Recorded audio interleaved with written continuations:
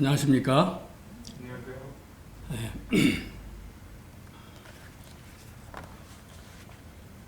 오늘도 지난주에 이어서 그리스도께서 사랑하신 교회 제2과 교회에 관한 위대한 진리들을 공부해 보도록 하겠습니다.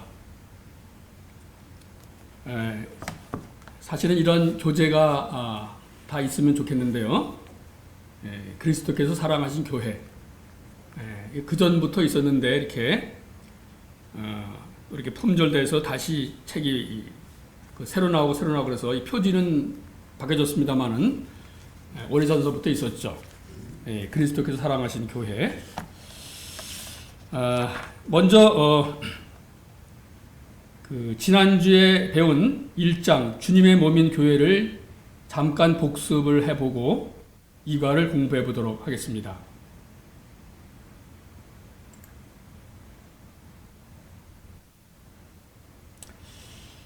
자, 주님께서 얼마나 교회를 사랑하셨는지 그리스도께서 사랑하신 교회라고 말씀을 하셨습니다.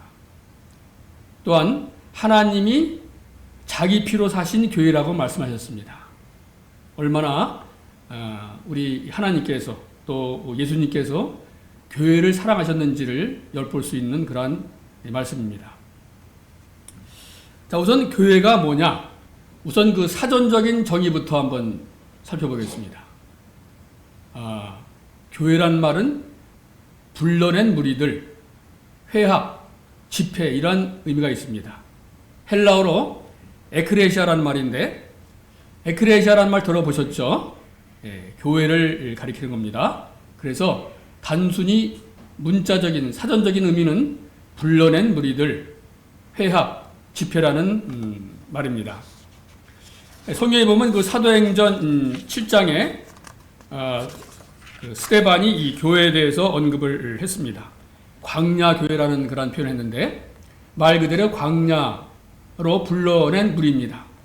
하나님께서 이스라엘 백성들을 애굽에서 고통과 시름에 빠져 있는 이스라엘 백성들을 불러냈습니다. 광야로 불러냈습니다. 여기에 모인 무리들이 바로 광야교회라고 하는 말이죠. 그냥 단순히 불러낸 무리입니다.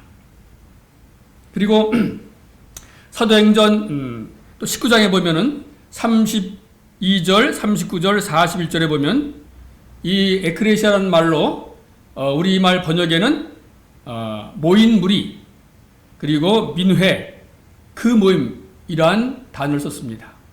그러니까 교회라고 하는 그런 문자적인 사전적인 의미는 불러낸 무리들, 회합, 집회, 모인 무리, 민회, 모임이란 의미가 있습니다. 자, 그런데 우리가 교회를 그 정도의 의미로 알고 있지 않죠. 교회는 자, 신약 성경에서 분명히 말씀해 주고 계시는데 자, 어떤 것이 교회냐? 무엇이 교회냐? 주 예수 그리스도를 믿는 신자들의 무리를 가리키는 낱말입니다. 예수 그리스도를 구주로 믿고 거듭나고 하나님의 자녀가 되어서 장차 하늘나라에서 하나님과 영원히 살게 될 그러한 무리들이 바로 교회입니다. 교회는 택하신 족속이요 왕같은 제사장들이요 거룩한 나라요 그의 소유된 백성이라고 이렇게 표현한 그런 말들이 다 교회와 관련된 말씀입니다. 자, 신약 성경에 나타난 교회에 관한 다양한 묘사가 있습니다. 다시 말해서 교회를 어떻게 표현했느냐? 양무리, 양의 무리, 선한 목자이신 예수님을 따르는 그러한 양무리들이 바로 교회입니다. 하나님의 밭이라고 그랬어요. 바로 밭에서는 열매가 맺죠. 씨앗을 뿌리면 그 땅 속에서 이제 이 생명력을 발휘해서 싹이 나고 잎이 나고 그래서 이제 열매를 맺지 않습니까? 하나님의 교회를 하나님의 밭이라고 표현했습니다. 하나님의 건축물이라고 했습니다. 하나님의 교회는 오순절 이후로 교회는 계속해서 지어져 갑니다. 그래서 이제 구원받은 무리들이 더해지고 더해지면은 교회가 완성되어 가고 있는 중입니다.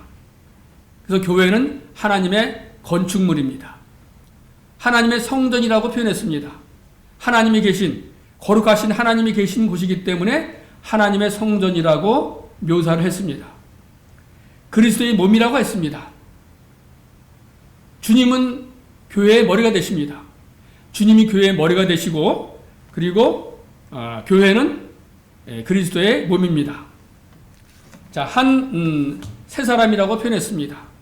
에베소서 2장에 보면은 둘을 하나로 둘이 하나가 돼서 하나님의 자녀가 된 것을 둘이 하나가 돼서 원수된 것을 멸하고 한 하나님의 사람, 한 세 사람으로 지음을 받았다 그랬습니다. 교회는 한 세 사람입니다. 그러면 교회 이전에는 어떤 존재가 있었을까요? 네, 두 부류가 있었습니다. 하나는 선택된 이스라엘 백성, 또 한 부류는 이방인. 이 두 부류가 있었습니다. 다 원수지간이에요. 서로 합할 수가 없는 그런 관계입니다. 이런 원수지간을 주님께서 이 땅에 오셔서 자기 육체로 펴시고 중간에 막힌 담을 허시고 화평을 이루셨습니다. 그래서 한 세 사람으로 지었습니다. 교회를 한 세 사람이라고 묘사했습니다. 하나님의 초소입니다. 초소는 뭐 집과 마찬가지죠. 또 하나님의 집이라고 했습니다. 교회는 그리스도의 신부라 그랬습니다. 신랑이 그리스도고 우리 교회는 신부라고 표현했습니다. 하나님의 집이요, 또 진리의 기둥과 터라 그랬습니다. 교회는 바로 교회를 통해서 진리가 선포됩니다. 진리가 선포되는 것이 바로 교회인 것입니다. 이와 같은 다양한 그 말로 교회를 묘사했습니다. 교회의 사명은 이와 같은 교회의 다양한 묘사가 잘 드러내게 하는 것이 교회의 사명입니다. 이제 2장에 보면은 교회의 위대한 진리 7가지가 나오는데 그 교회에 관련된 7가지 진리를 잘 드러내고 나타내고 하는 것이 교회의 사명인 것입니다. 마태복음 28장 19절 20절 잘 아시는 대로 너희는 가서 모든 족속으로 제자를 삼아 아버지 아들과 성령의 이름으로 침례를 베풀고 내가 너에게 분부한 모든 것을 가르쳐 지키게 하라. 이것이 바로 교회의 지극히 중요한 그런 사명이죠. 교회의 기원은 뭡니까? 교회는 언제부터 시작되었을까요? 교회는 예수님이 오시고 난 다음에 시작이 됐습니다. 정확하게 말하면 옛날에 이스라엘 백성들이 교회가 아니고 예수님 당시에도 사실은 예수님의 제자들이 있었지만은 미래에 교회가 있을 것을 언급하셨지 그때까지만 해도 교회가 아직 성립이 안 됐습니다. 교회는 예수님이 돌아가시고 부활하시고 승천하신 다음에 몇 날이 못 되어서 예루살렘에 성도들이 있었을 때 불이 혀같이 갈라지는 그런 모양으로 또 뭐 바람소리 등등 아주 놀라운 그런 이적을 보이면서 성령이 불같이 갈라지는 모습으로 각 사람 각각 각 사람 위에 머물러 임했다고 했습니다. 이것이 바로 성령, 다른 말로 하면 보혜사 성령님이 우리 마음속에 들어오셨는데 그때부터 교회가 시작이 된 겁니다. 언제까지일까요? 주님이 오실 때까지. 우리가 휴거돼서 하늘나라에 가기 전까지 그 시대가 바로 교회 시대인데 바로 이 교회가 바로 주님께서 피를 값주고 사신 교회입니다. 자, 2장에서는 교회에 관한 아주 위대한 진리들을 언급하고 있습니다. 자, 신약 성경의 사도행전과 각 서신서들, 편지들에는 하나님의 교회에 관한 위대한 진리들이 두루두루 섞여 있습니다. 아주 많이 편지에 있습니다. 그래서 성경을 연구하면은, 특별히 신약 성경을 연구하면은 교회가 무엇인가, 교회가 나타내주는 그런 진리가 무엇인가를 잘 살펴볼 수가 있습니다. 7가지가 나와 있는데, 첫째, 교회는 한 몸으로 존재합니다. 교회는 한 몸입니다. 두 번째, 그리스도는 몸의 머리십니다. 우리 몸이 교회라고 하면은 머리는 그리스도이십니다. 세 번째, 모든 믿는 자는 몸의 지체입니다. 우리 모든 성도들은 몸의 지체인 것입니다. 네 번째, 성령님은 교회 안에서 그리스도의 대리자시다. 성령님은 교회 안에서 교회를 대표하고 그리스도 대신에 오셔서 우리를 인도하시고 보호하시고 위험으로부터 우리를 지켜주시는 삼위일체 중에 하나인 한 분인 이 성령님이십니다. 그 다음에 하나님의 교회는 거룩합니다. 여섯 번째, 교회의 유익을 위해서 은사들이 주어집니다. 교회 양육을 위해서 은사들이 주어집니다. 그래서 이 은사들은 교회를 유익하게 하고 교회를 자라게 해서 장성한 분량이 충만한 데까지 이르게 하는 놀라운 역사를 일으키는데 은사를 활용하십니다. 이 은사를 주십니다. 마지막으로 일곱 번째, 모든 믿는 자는 하나님의 제사장입니다. 우리는 모두 제사장입니다. 자, 그럼 이제 하나하나 한번 살펴보도록 하겠습니다. 한 몸으로 존재한다. 교회는 하나라 그랬죠? 네. 교회는 하나이며 하나의 몸인 한 몸 연합체입니다. 자, 관련 구절이 에베소서 4장 4절입니다. 자, 몸이 하나요 성령도 한 분이시니 이와 같이 너희가 부르심의 한 소망 안에서 부르심을 받았느니라. 몸은 하나입니다. 성령도 한 분이에요. 몸은 하나님께서 우리를 택하시고 부르셨습니다. 그래서 몸도 하나고 성령도 한 분이시기 때문에 우리가 한 소망 안에서 부르심을 받게 되었던 것이죠. 받은 것이죠. 이 교회는 총체적인 교회를 가리키는 겁니다. 자, 우리가 이제 3장으로 넘어가면은 지역교회에 대해서 이제 배우게 될 텐데, 총체적인 교회는 뭐고, 지역교회는 뭡니까? 자, 지역교회는 말 그대로 지역에 있는 독립적인 교회를 가리키는 것이죠. 그런데 다 이 독립적인 교회지만은 그 머리는 모두가 다 독립적인 교회가 다양하게 많을지라도 그 머리는 그리스도시고 그 독립적인 교회도 사실은 한 몸입니다. 한 몸인데 우리는 시간과 공간을 초월할 수 없기 때문에 흩어져서 각 지역적에 모입니다만은, 그래서 지역교회를 형성하고 있지만은 사실은 한 몸인 총체적인 교회인 것이죠. 그래서 총체적인 교회이기 때문에 몸이 하나이며 한 몸으로 존재하는 것입니다. 자, 두 번째, 그리스도는 몸의 머리십니다. 자, 머리는 쉽게 해서 브레인이죠. 머리는 권위가 있어요. 머리는 그 모든 몸을 지체 각 부분 세포를 관리하고 통솔하고 지도하고 관리하는 그러한 브레인입니다. 아주 중요한 부분이죠. 그래서 이 머리는 권위가 있어야 돼요. 우리 주님은 권위가 있으십니다. 그 다음에 지도적인 위치에 있어요. 지도적인 지위를 갖고 계시고 또 지도력이 있으시고 통솔력이 있으시고 모든 것을 통솔할 수 있는 능력이 있습니다. 지력을 갖고 계십니다. 쉬운 말로 얘기해서 우리 주님은 전지전능하시고 무소부재하신 하나님이신 것이죠. 이와 같은 놀라운 모든 것을 알고 계시고 모든 것을 행할 수 있고 완전하고 완벽한 하나님이 바로 우리의 머리가 되시고 우리를 관리하시고 지도하십니다. 그렇기 때문에 교회는 참 행복한 존재들이죠. 옛말에 이런 말이 있죠. 무능한 지도자가 무능한 사람이 지도자가 되면 사실은 적병보다 더 두렵다 하는 그런 말이 있습니다. 적은 두렵지만은 무능한 지도자가 더 두렵다는 말이 있어요.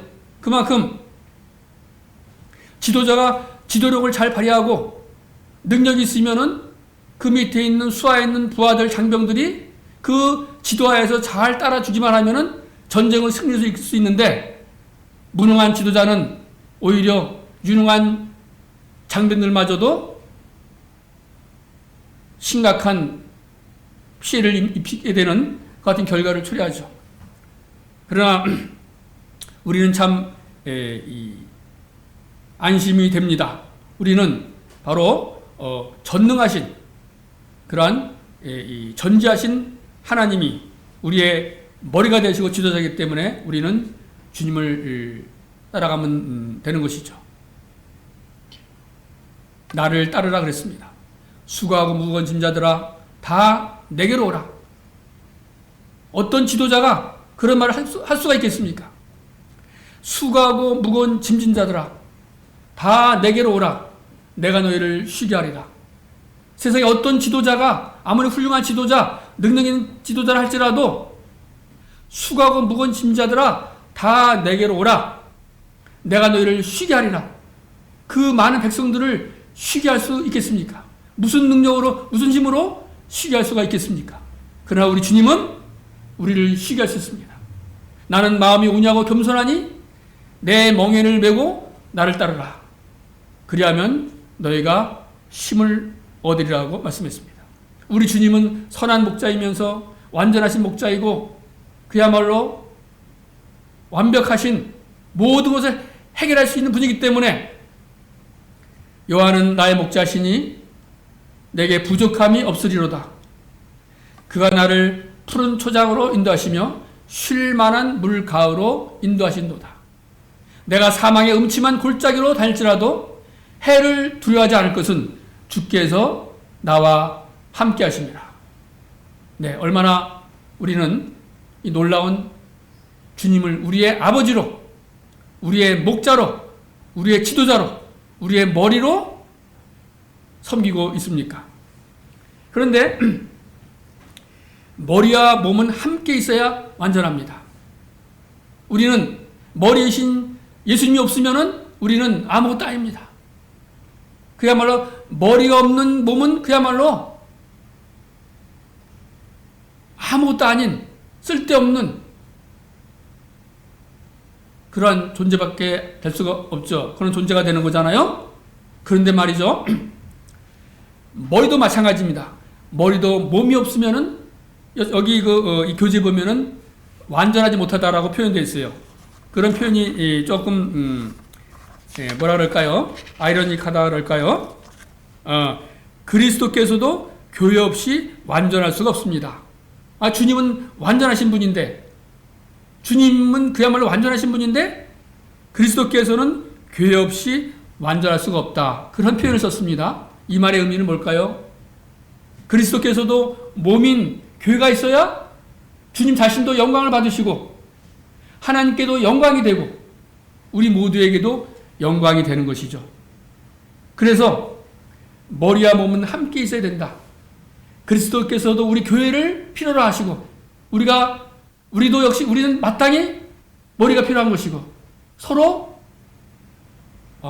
붙어 있어야 완전한 몸이라고 하는 사실이 참 놀랍습니다. 에베소서 5장 23절에 보면은 이는 남편이 아내의 머리됨이 그리스도께서 교회의 머리됨과 같음이니 그가 바로 몸의 구주시니라. 남편이 아내의 머리됨이 그렇습니다. 부부지간에 남녀는 평등합니다. 남녀가 신분적으로 결코 불평등하지 않습니다. 그러나 남자는 남자고 여자는 여자라고 하는 소리 잘 알고 있죠? 하나님께서 남자를 창조하신 목적이 있고 여자를 창조하신 목적이 있고 남자의 기능이 있고 여자의 기능이 있어요. 거기에 남자는 머리에 지위를 주셨습니다. 머리에 권위를 주셨습니다. 아내는 머리에 순복해야 될 그런 이 위치로 아내를 주셨습니다. 이것이 뒤바뀐다면은, 뒤바뀌지 않는다더러 이것에 대해서 확신이 없다고 한다면은 그것은 참 바람직하지 못한 것이고 잘못된 것이고, 잘못된 방향으로 가정을 이끌어 나갈 수 있고 사회를 이끌어 나갈 수 있고 국가를 이끌어 나갈 수 있습니다. 페미니즘이 처음에는 좋은 의미에서 시작했습니다. 여자의 이 불평등 또는 여자들 이렇게 옛날에 남존여비 사상으로 인해서 좀 약하게 취급하고 천하게 취급하고, 이게 얼마나 잘못된 것입니까? 근데 지금은 이제 남녀 평등이라는 미명하에 잘못된 것 같은 사상과 그런 이 풍조가 흐르는 것은 결코 좋은 것이 아닙니다. 남자는 머리고 아내는 남편에게 그리스도께 순종하듯 순종해야 될 그런 책임이 있는 것입니다. 상당히 중요한 것인데, 어쨌든 남편이 아내의 머리됨이 그리스도께서 교회의 머리됨과 같음이니 그가 바로 몸의 구주시니라. 그래서 1장 18절에 보면 그는 몸인 교회의 머리시라. 그가 근본이시요 죽은 자들 가운데서 먼저 나신 이시니 이는 친히 만물의 으뜸이 되려 하심이라. 주님은 만물의 으뜸이 되셔야 합니다. 그는 근본 하나님의 본체시나 하나님과 동등됨을 취할 것으로 여기지 아니하시고 도리어 종의 형체를 가지셔서 사람들과 같이 되셨고 사람의 모양으로 나타나사 죽기까지 복종하셨으니 십자가에 죽으심이라. 이름을 하나님께서 그를 지극히 높여 모든 이름에 뛰어난 이름을 주사, 여기 만물의 으뜸이 되게 하셔서 모든 이름에 뛰어난 이름을 주사 하늘에 있는 것들이나 하늘에 있는 자들과 땅에 있는 자들과 땅 아래에 있는 자들로 모든 무릎을 예수의 이름에 꿇게 하시고 하나님께, 예수님께 복종하게 하셨다는 말씀 우리가 잘 알고 있지 않습니까? 바로 친히 만물의 으뜸이 되려 하심이라. 주님이 만물의 으뜸이 되시는 것은 지극히 당연한 것이고 이래야 우리가 행복한 것입니다. 주님이 교회의 머리시기 때문에 교회는 주님을 무한히 경외하고 경배해야 되는 것입니다.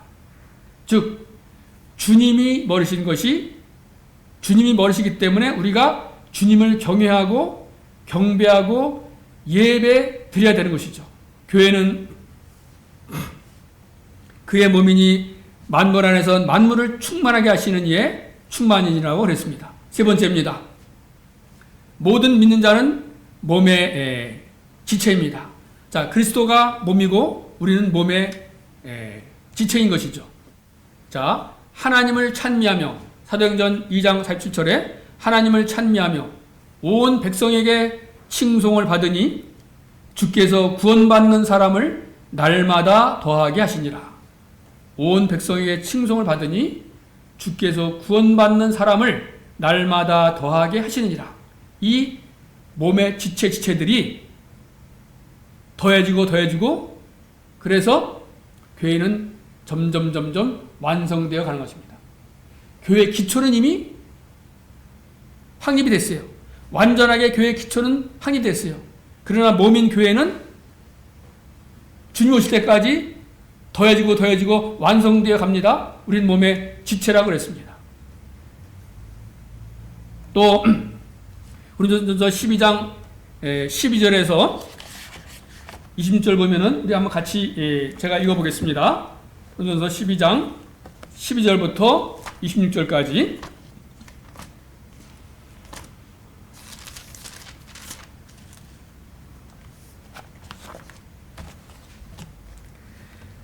고린도전서 12장 12절부터 몸은 하나인데 많은 지체가 있고 몸의 지체가 많으나 한 몸과 같이 그리스도도 그러하니라.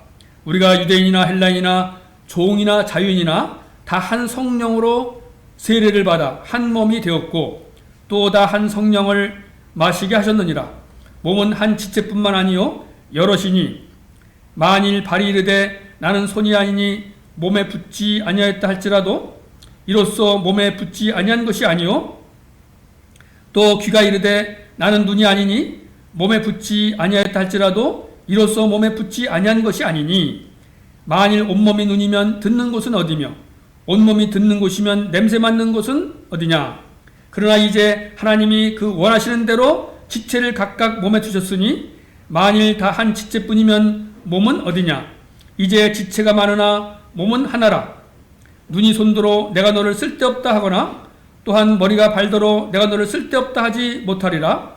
그뿐 아니라 더 약하게 보이는 몸의 지체가 도리어 요긴하고 우리가 몸에 덜 귀히 여기는 그것들을 더욱 귀한 것들로 입혀주며 우리의 아름답지 못한 지체는 더욱 아름다운 것을 얻느니라. 그런즉 우리의 아름다운 지체는 그럴 필요가 없느니라. 오직 하나님이 몸을 고르게 하여 부족한 지체에게 귀중함을 더하사 몸 가운데 분쟁이 없고 오직 여러 지체가 서로 같이 돌보게 하셨느니라. 만일 한 지체가 고통을 받으면 모든 지체가 함께 고통을 받고 한 지체가 영광을 얻으면 모든 지체가 함께 즐거워하느니라. 너희는 그리스도의 몸이요 지체의 각 부분이라. 너희는 그리스도의 몸이요 지체의 각 부분이라. 네, 그래서 바로 이것이 교회의 위대한 진리 가운데 하나가 모든 믿는 사람은 몸의 지체인 것입니다.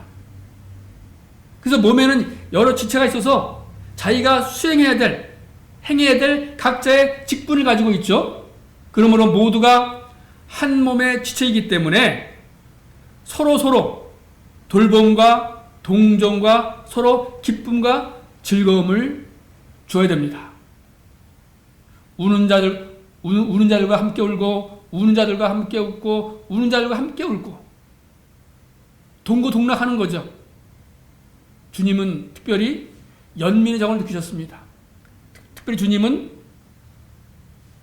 이 땅에 오셔서 많은 사람들이 정처없고 배고프고 굶주리고 병들고 이렇게 하면서 떠도는 이와 같은 가련한 인생들 보면서 목자 없는 양 같은 그 같은 사람들 보면서 불쌍히 여기셨다는 말씀을 자주 하셨습니다.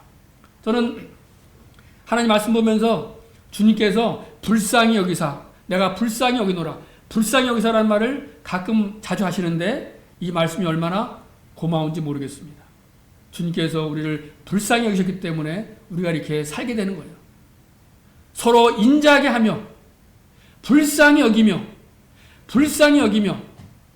하나님께서 그리스도 안에서 너희를 용서하신 것 같이 너희도 용서하라. 하나님께서 너희를 용서하신 것 같이 용서하라. 그래서 남을 불쌍히 여기고 서로 인자하게 사랑하라 하는 말씀이죠. 우리도 갇힌 것 같이 갇힌 자를 상하고 우리도 몸을 가졌은즉 학대받는 자를 기억하라. 얼마나 주님의 그 연민의 정, 사람을 사랑하는 그런 마음이 물음실 풍기는지 모르겠어요. 너희도 갇혔은즉 갇힌 자를 생각하고 너희도 몸을 가졌은즉 학대받는 자를 기억하라. 학대받고 핍박당하고 폭행당하고 이유 없이 까닭 없이 피해를 당하고 폭력을 당하고 학대를 당하고 핍박을 당한 사람 생각하고 너도 그렇게 당하는 사람 생각하고 그 다음을 생각하면서 너도 몸을 가졌기 때문에 너도 폭력을 당하고 폭행을 당하고 굶주리고 못 먹고 못 자고 이러면은 너도 몸을 가졌기 때문에 얼마나 힘들고 고통스럽겠느냐. 그렇기 때문에 그런 사람들 생각하고 몸을 가졌은즉 학대받는 자를 기억하라. 이것이 바로 주님의 마음입니다.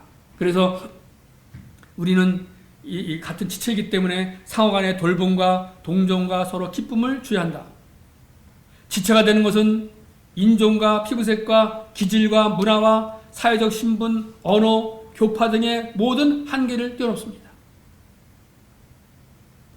국적과 또 인종, 피부색깔, 남녀노소, 빈부귀천, 직업의 직위고하를 막론하고 예수 그리스도를 믿는 사람들은 다 한 몸이며 한 몸의 지체인 것입니다. 얼마나 놀라운 그러한 비유의 말씀이십니까? 자, 네 번째.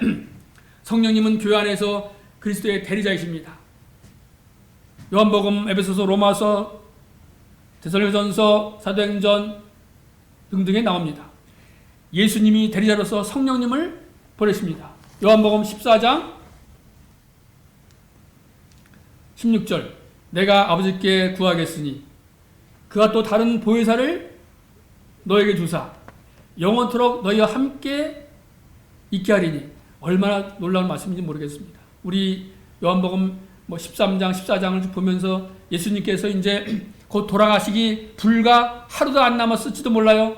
불과 몇 시간 전에 제자들 불러놓고 아직 철없는, 아직 부족한 이런 제자들 앞에 놓고 마지막 당부의 메시지를 전하면서 이 보혜사에 관한 말씀도 하십니다.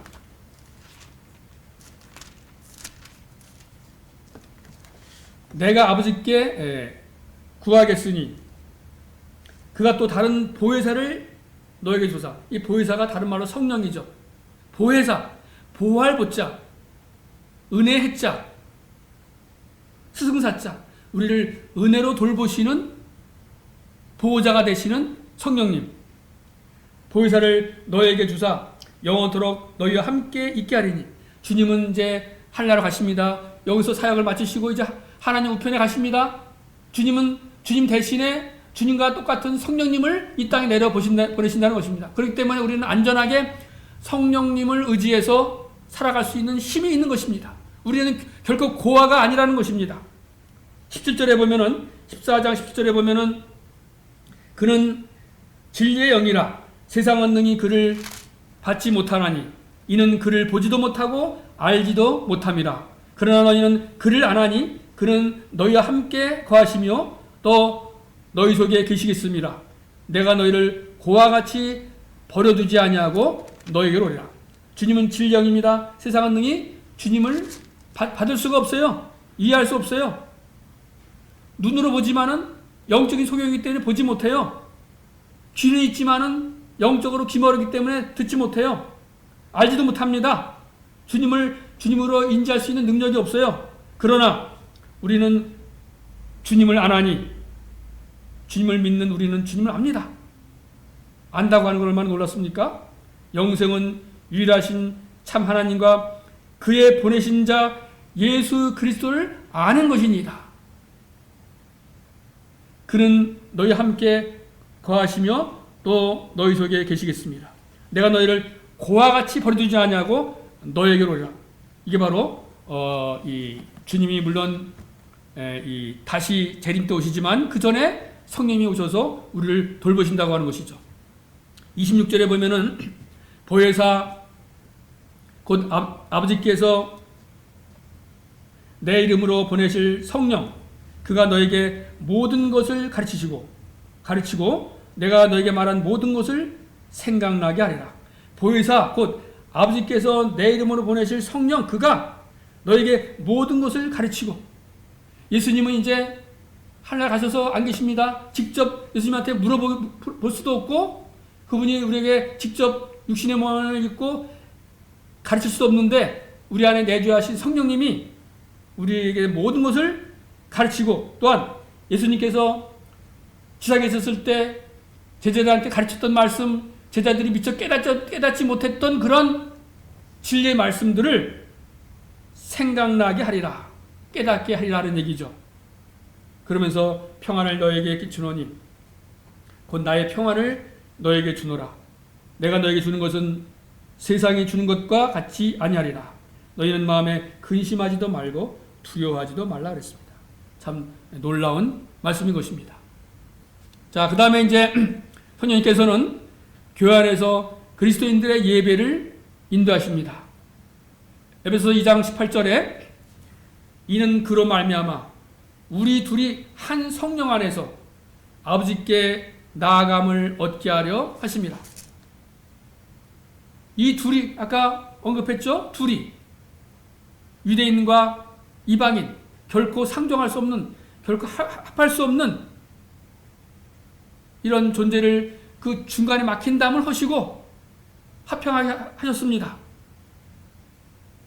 예루살렘 가면은 그 성전이 있는데 성전에 이방인의 뜰이 있어요. 이방인의 뜰에서 성전으로 갈 수 없는 커다란 장벽이 있다 그럽니다. 그 장벽이 있는데 이방인들이 결코 거기를 통과해서 갈 수가 없습니다. 그리고 거기는 이런 문구가 있다 그래요. 제가 이스라엘 갔었지만 그걸 보지 못했습니다만은 이방인들이 여기에 들어오면은 죽임을 당하리라.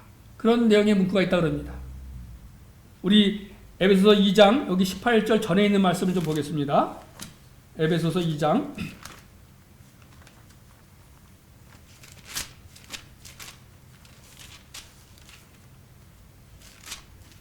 네, 2장 13절부터 읽겠습니다. 13절 전에 12절부터요. 2장 12절부터 보겠습니다. 에베소서 2장 12절. 그때 너희는 그리스도 밖에 있었고 이스라엘 나라 밖의 사람이라 약속의 언약들에 대하여는 외인이요 세상에서 소망이 없고 하나님도 없는 자이더니 이제는 전에 멀리 있던 너희가 그리스도 예수 안에서 그리스도의 피로 가까워졌느니라. 그는 우리의 화평이신지라 둘로 하나를 만드사 이방인과 유대인들을 하나로 만드사 원수된 것, 곧 중간에 막힌 장벽, 중간에 막힌 담을 자기 육체로 허시고 십자가로 허셨다는 얘기입니다. 법조문, 즉 계명의 율법이죠. 네, 살린 것은 영이요 육은 무익하니라. 율법은 죽이는 것이요. 법조문으로 된 계명의 율법을 펴셨으니 이는 이 둘로 유대인과 이방인 이 둘로 예수님 안에서 한 세 사람을 지어 화평하게 하시고 또 십자가로 이 둘을 한 몸으로 하나님과 화목하게 하려 하심이라. 원수된 것을 십자가로 패하시고 또 오셔서 먼 데 있는 너에게 평안을 전하시고 가까운 데 있는 자들에게 평안을 전하셨으니 이는 그로 말미암아 우리 둘이 한 성령 안에서 아버지께 나아감을 얻게 하려 하십니다. 아버지께 나아감을 얻게 한다는 얘기는 뭡니까? 예배 드린다는 얘기죠. 경배 드린다는 얘기입니다. 아버지께 나아가서 경배 드린다는 얘기입니다. 이와 같이 바로 성령님은 우리로 하여금 예배를 드릴 수 있도록 인도하시는 분입니다. 자, 세 번째, 성령께서는 기도에 영감을 주십니다.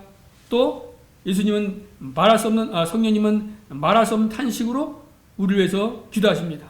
로마서 8장 26절 27절에 이와 같이 성령도 우리의 연약함을 도우시나니 우리는 마땅히 기도할 바를 알지 못하나 오직 성령이 말할 수 없는 탄식으로 우리를 위하여 친히 간구하시니라. 얼마나 고마우신 성령님인지 모르겠습니다. 우리가 마땅히 기도할 바를 모르고 기도할 수 있는 힘도 없고 연약에 빠져있는 우리 인간들, 주님은 이러한 우리들 위해서 말할 수 없는 탄식으로 연민의 정으로 불쌍히 여기는 마음으로 우리를 사랑하는 마음으로 우리를 위하여 친히 간구하시느니라.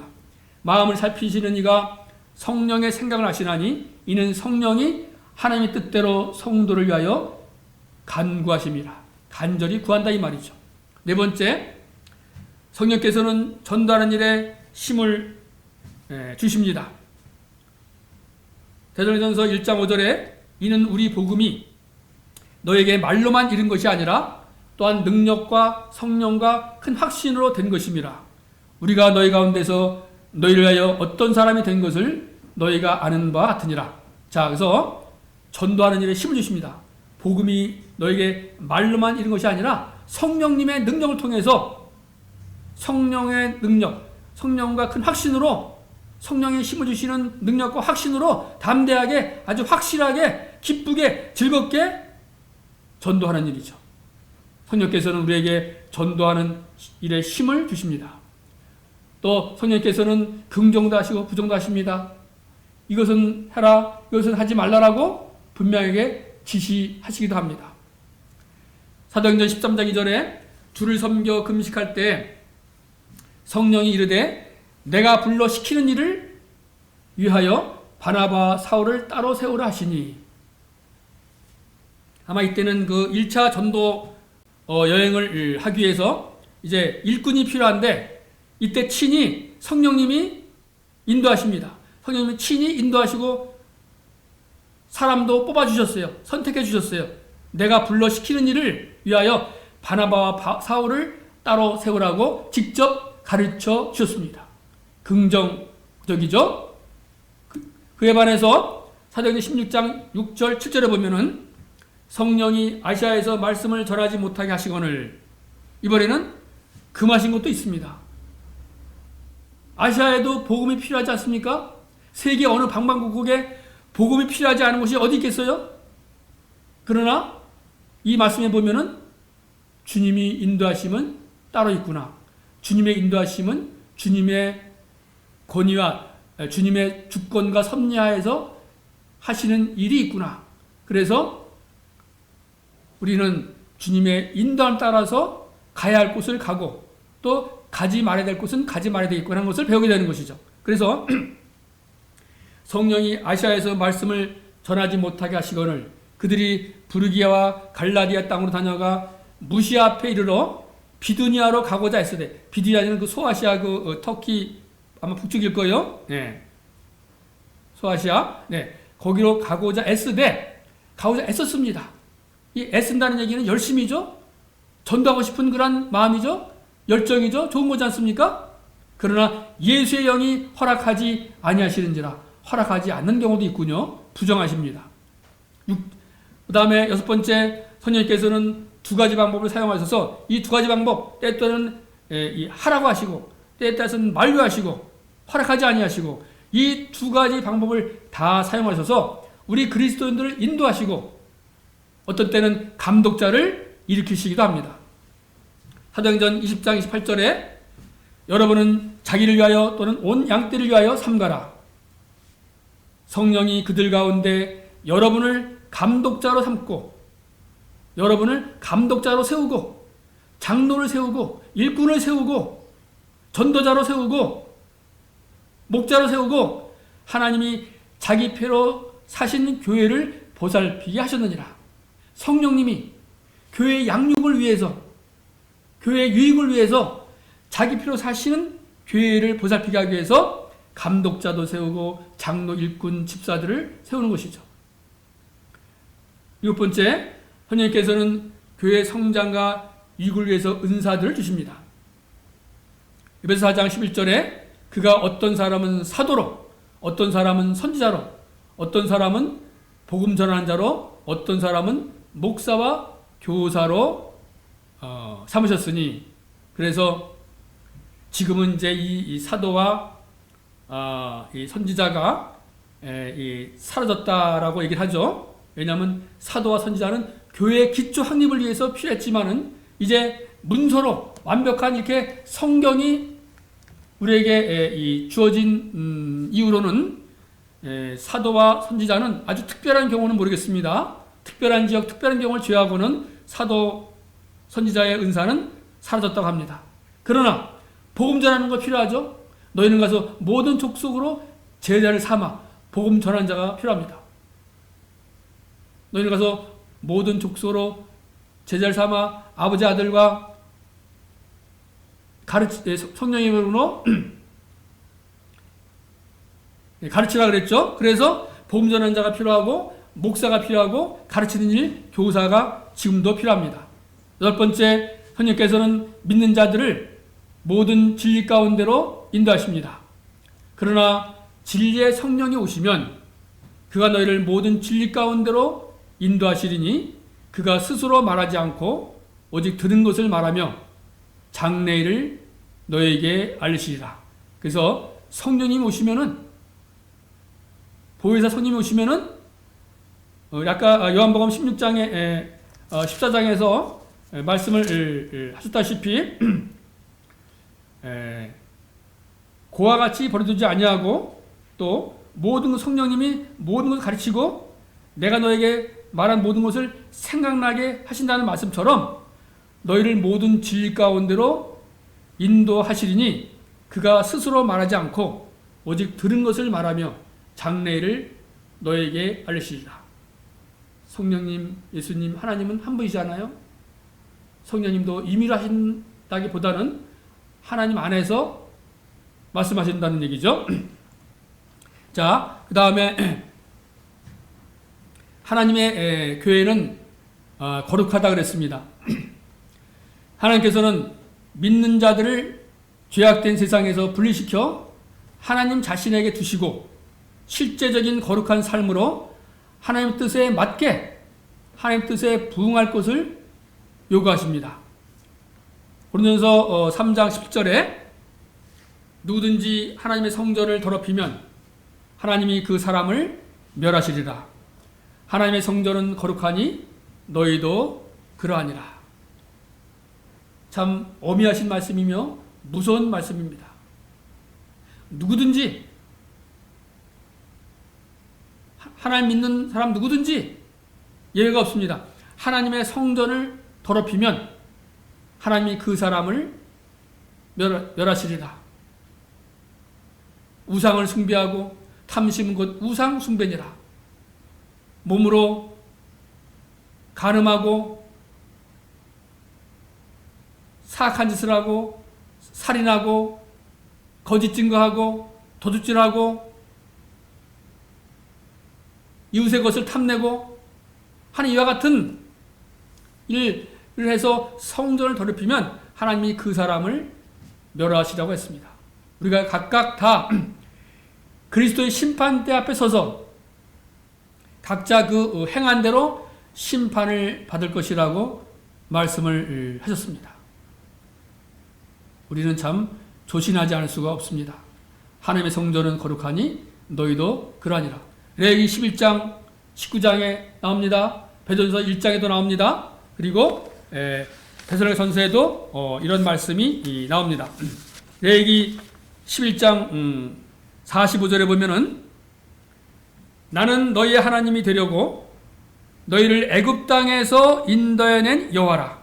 나는 너희의 하나님이 되려고 너희를 우상이 들끓는 하나님 모르는 백성, 세상적인 백성, 애굽 땅에서 인도하여낸 여호와라. 불러낸 무리. 그래서 광야교회를 광야교회라는 말이 나오는 거예요. 내가 거룩하니 너희도 거룩할지어다. 이것이 하나님의 명령인 것입니다. 내가 거룩하니 너희도 거룩할지어다. 우리는 거룩해야 됩니다. 레위기 19장 2절에 보면은 동일한 말씀입니다. 너는 이스라엘 온 회중에게 말하여 이르라. 온 회중에게 말하라. 교회죠. 문자적인 의미는 회중이 교회입니다. 불러낸 무리, 민회, 회중에게 말하여 이르라. 너희는 거룩하라 그랬습니다. 왜 거룩해야 되느냐? 이는 나 여호와 너희 하나님이 거룩하기 때문에 너희도 거룩하라고 하는 말씀입니다. 이것을 받아서 베드로는 베드로전서 1장 16절에 기록되었으되 좀 전에 말씀드린 레위기 11장 45절, 레위기 19장 2절에 내가 거룩하니 너희도 거룩하라. 기록되었으되 내가 거룩하니 너희도 거룩할지어다라고 말씀을 하시는 겁니다. 데살로니가전서 4장 3절 4절에도 동일한 말씀이 있습니다. 자, 하나님의 뜻이 무엇이냐? 하나님의 뜻이 많죠? 여기서 말씀하시는 하나님의 뜻은 무엇입니까? 데살로니가전서 4장 3절에 4절에 보면은 하나님의 뜻은 이것이니 너희의 거룩함이라. 하나님의 뜻은 우리의 거룩함이라 그랬습니다. 곧 음란을 버리고 각각 거룩함과 존귀함으로 자기의 아내를 대할 줄을 알고 우리는 거룩해야 되겠습니다. 여섯 번째, 교회의 양육을 위해서, 유익을 위해서 은사들이 교회에 주어집니다. 하나님께서는 교회가 영적으로 숫자적으로 성장하기 원하고 세우기 위해서 특별한 능력인 은사로 사도, 선지자, 사도와 선지자는 주로 교회의 기초와 연관되었다고 말씀해 주고 계십니다. 그리고 복음 전하는 자, 목자, 교사를 주십니다. 에베소 4장 11절 아까 말씀드렸습니다마는 그가 어떤 사람은 사도로, 어떤 사람은 선지자로, 어떤 사람은 복음 전하는 자로, 어떤 사람은 목사와 교사로 삼으셨으니 사도와 선지자는 주로 교회의 기초와 연관되었다고 여겨집니다. 에베소 2장 20절에 너희는 사도들과 선지자들의 터 위에 세우심을 입은 자라. 그리스도 예수께서 친히 모퉁이 돌이 되셨느니라. 너희는 바로 교회죠. 교회 너희는, 즉 그리스도의 몸인 교회는 어떤 터 위에 세워졌느냐? 사도들과 선지자들의 터 위에 세우심을 입었다 그랬습니다. 그래서 사도와 선지자에 대한 필요는 신약교회의 기초가 놓여졌을 때 사라지게 되었고, 기초가 확립된 이후에는 이제 사라지게 되었다는 얘기고, 그러나 지금도 존재하는 것은 복음 전하는 전도자, 목사, 목자, 그리고 교사들은 교회 확장을 위해서, 육을 위해서, 양육을 위해서 여전히 존재한다는 것입니다. 고린도서 12장 8절에서 10절까지를 보면은 어떤 사람에게는 성령으로 말미암아 지혜의 말씀을, 어떤 사람에게는 같은 성령을 따라 지식의 말씀을, 다른 사람에게는 같은 성령으로 믿음을, 어떤 사람에게는 한 성령으로 병 고치는 은사를, 어떤 사람에게는 능력 행함을, 어떤 사람에게는 예언함을, 어떤 사람에게는 영들 분별함을, 다른 사람에게는 각종 방언 말함을, 어떤 사람에게는 방언들 통역함을 주시나니. 여기에 다양한 은사가 나오는데, 아까 에베소 4장 11절에 나오는 목사와 사도와 선지자, 복음 전하는 자, 목사, 교사와 차이점이 있다라고 하면은 복음 전도자,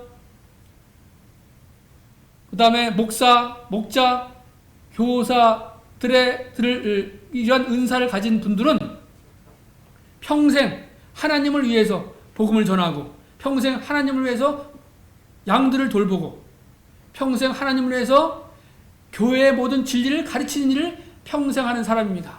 이 말은 다시 말해서 그 사람이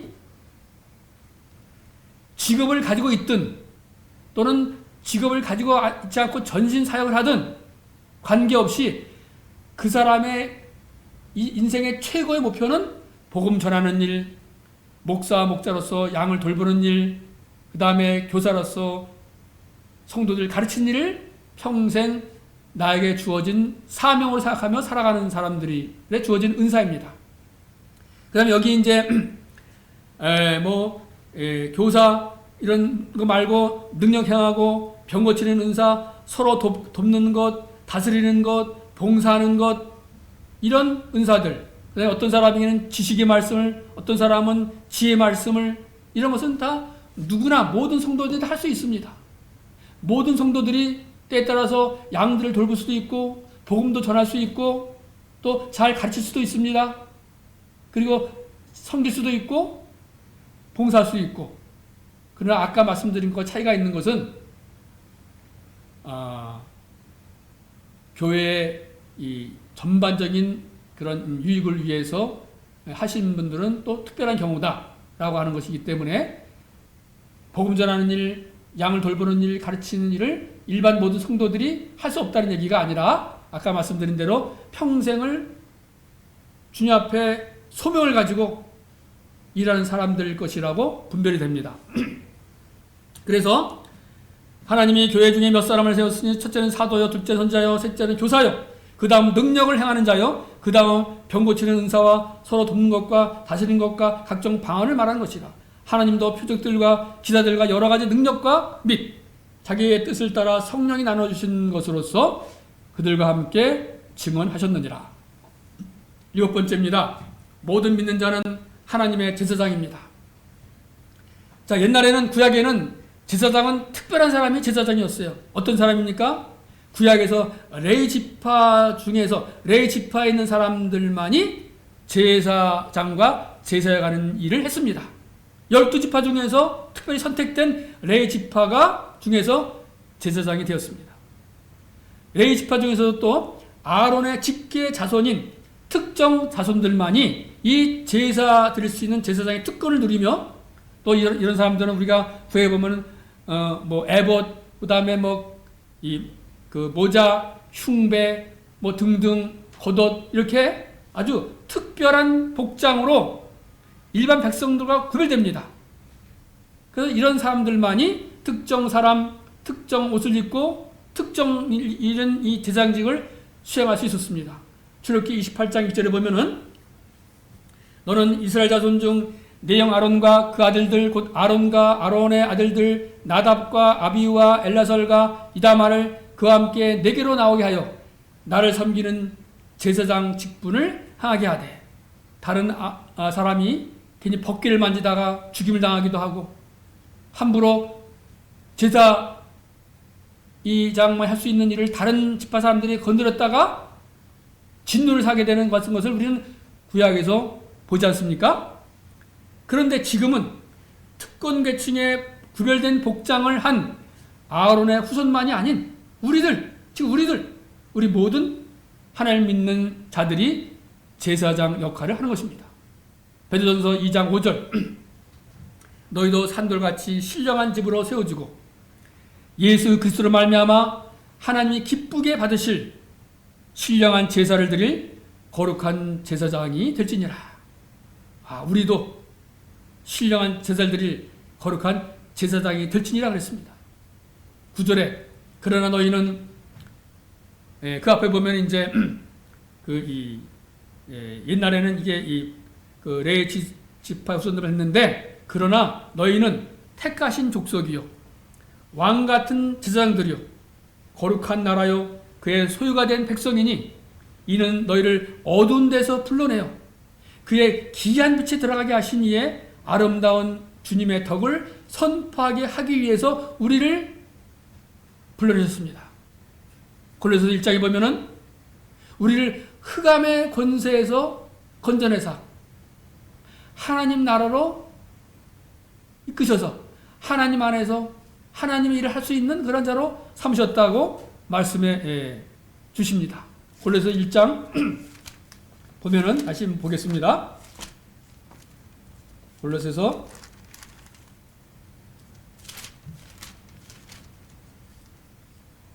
1장 13절에 보면 골로새서 1장 13절 그가 우리를 흑암의 권세에서 건져내사 그의 사랑의 아들의 나라로 옮기셨으니 그 아들 안에서 우리가 속량 곧 죄사함을 얻었니라.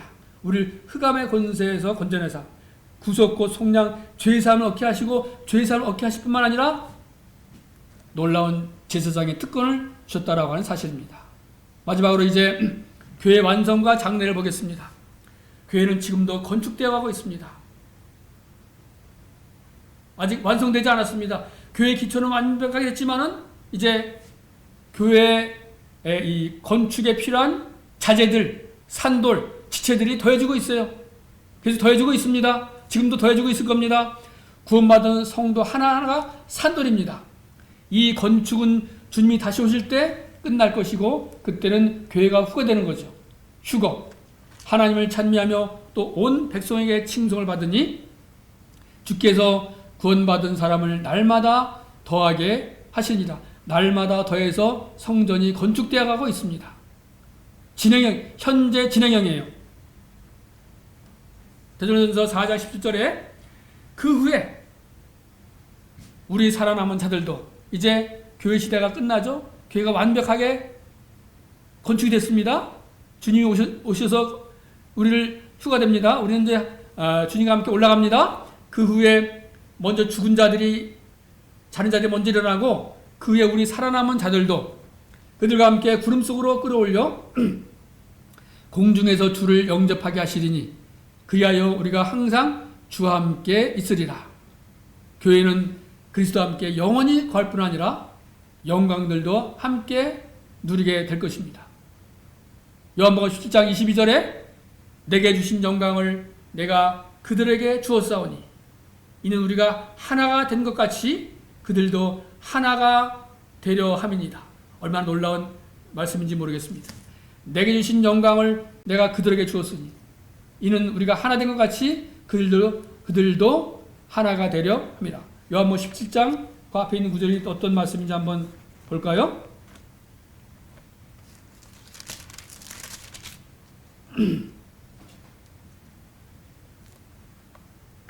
요한복음 14장에 보면 예수님이 돌아가시기 불과 몇 시간 전에 기도하십니다.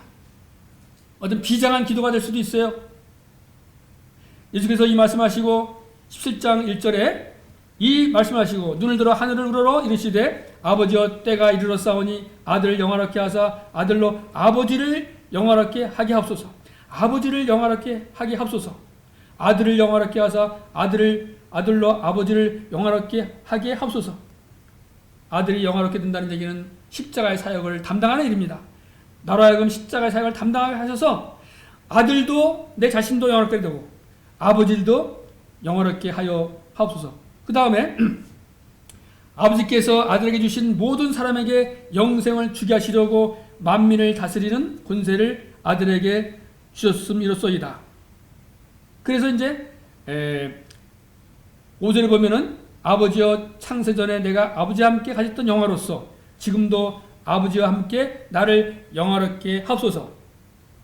세상 중에서 내게 주신 사람들에게 내가 아버지의 이름을 나타냈나이다. 그러면서 이제 하나님도 아들을 통해서 영화롭게 되고 아들 예수님도 영화롭게 되고 또 그리고 우리도 예수님을 통해서 영화롭게 된다라고 하는 놀라운 사실이고, 그래서 여기 요한복음 17장 22절에 내게 주신 영광을 내가 그들에게 주었사오니 이는 우리가 하나가 된 것 같이 그들도 하나가 되게 하려 함이니이다. 교회는 하나님의 영광을 영원토록 증거하기 위하여 예정되어 있습니다. 우리가 사는 목적은 하나님의 영광을 위해서, 사나 죽으나 하나님의 영광을 위해서 사는 것이라고 말씀했습니다. 그러므로 모든 성도는 교회의 주의 목적인 확장과 유익을 위하여 섬기고 봉사해야 될 것입니다. 에베소 2장 7절에 이는 그리스도 예수 안에서 우리에게 자비하심으로써 그 은혜의 지극히 풍성함을 오는 여러 세대에 나타내려 하십니다. 오늘 참 놀라운 말씀을 배웠습니다. 교회가 하는 위대한 진리, 이 7가지 진리들, 이것이 우리 하여금 자부심과 자긍심과 뿌듯함과 또 놀라운 그러한 이 기쁜 소식을 주고 이와 같은 놀라운 기쁜 그런 능력의 말씀을 통해서 이 세상을 살아갈 수 있는 힘도 주십니다. 이제 기도하고 말씀을 마치겠습니다.